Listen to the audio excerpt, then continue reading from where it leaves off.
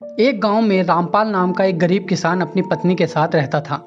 जितने रुपयों की उन्हें आमदनी होती, उससे ही दोनों का जीवन किसी तरह कट जाता था। रामपाल उस गांव के जमींदार की जमीन पर हिस्सा लेने के बदले खेती किया करता था। रामपाल जितना भोला और शांत स्वभाव का था, सेठ उतना ही कपटी और चालाक व्यक्ति था। इसलिए हर वक्त रामपाल की पत्नी को रामपाल के बारे में चिंता रहती थी। सुनिए जी, आप जरा सतर्क रहिएगा। आप सेठ की उल्टी सीधी बातों में मत आना। अगर तुमसे बात नहीं होगी तो मैं आपके साथ चलती हूँ। अरे नहीं भाग्यवान, मैं इतना भी पागल नहीं हूँ। मैं अपने आप सेठ से बात कर लूँगा। ठीक है, आपका जो मन करे वो कीजिएगा, लेकिन जरा सोच समझ कर करना।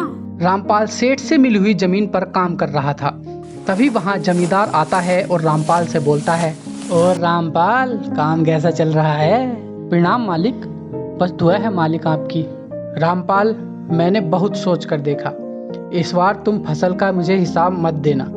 आखिर तुम्हारे पास पैसे बचते ही कितने होंगे?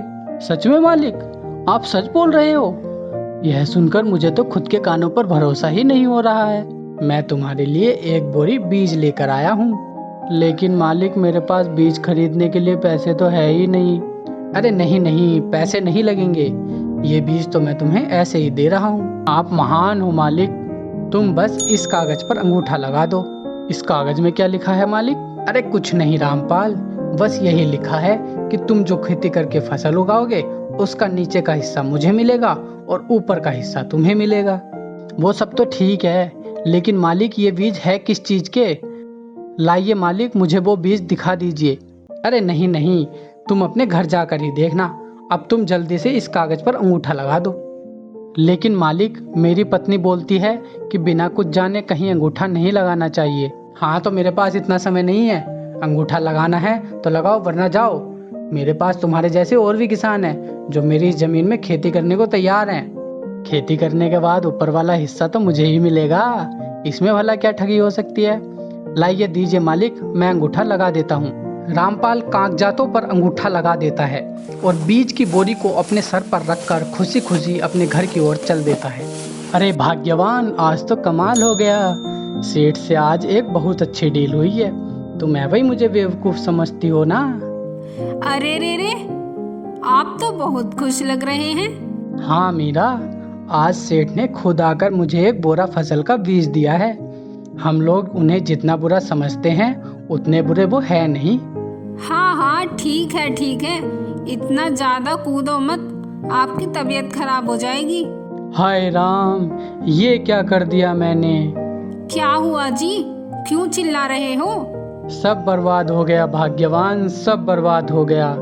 सेठ ने मुझसे कागज पर अंगूठा लगवा लिया है जिसमें लिखा हुआ है कि ऊपर वाला हिस्सा मुझे मिलेगा और नीचे वाला हिस्सा सेठ जी को।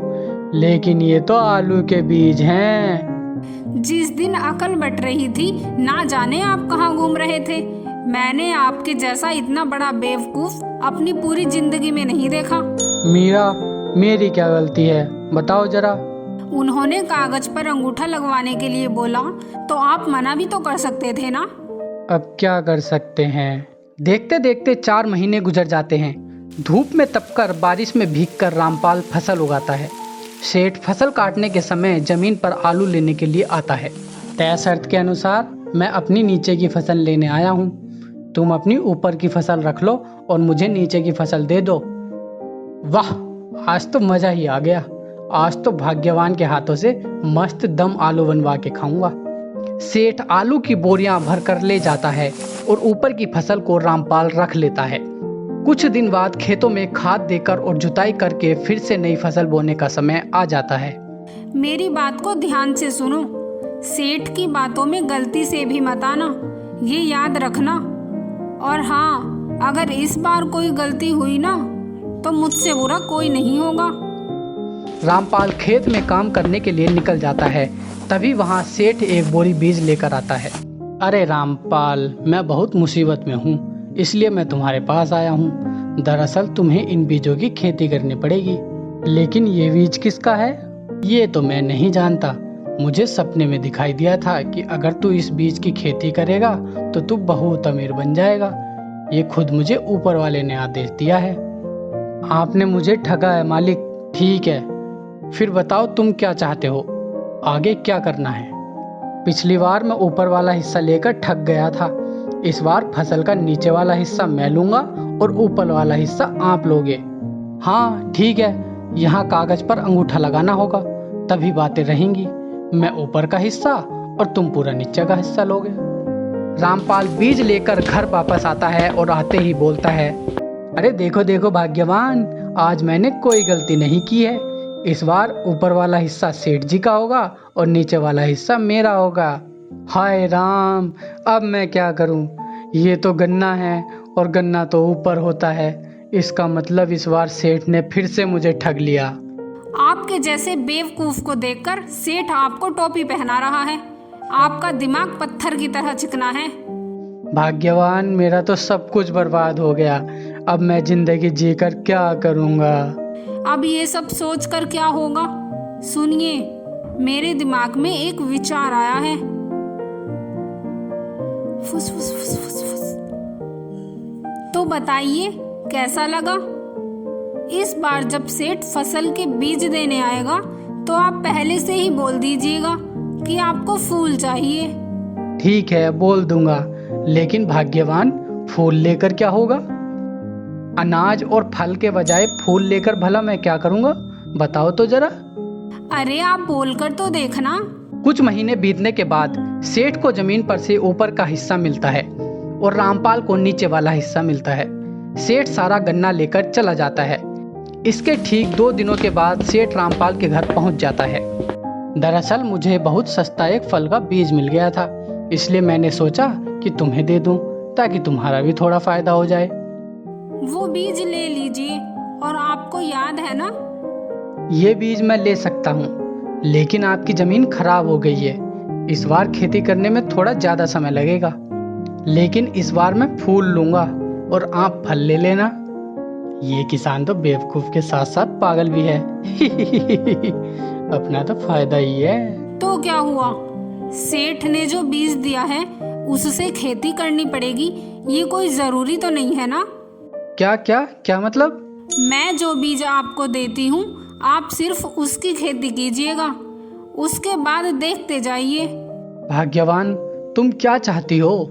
इसके बाद अपनी पत्नी के कहे अनुसार रामपाल ने खेती करना शुरू कर दिया।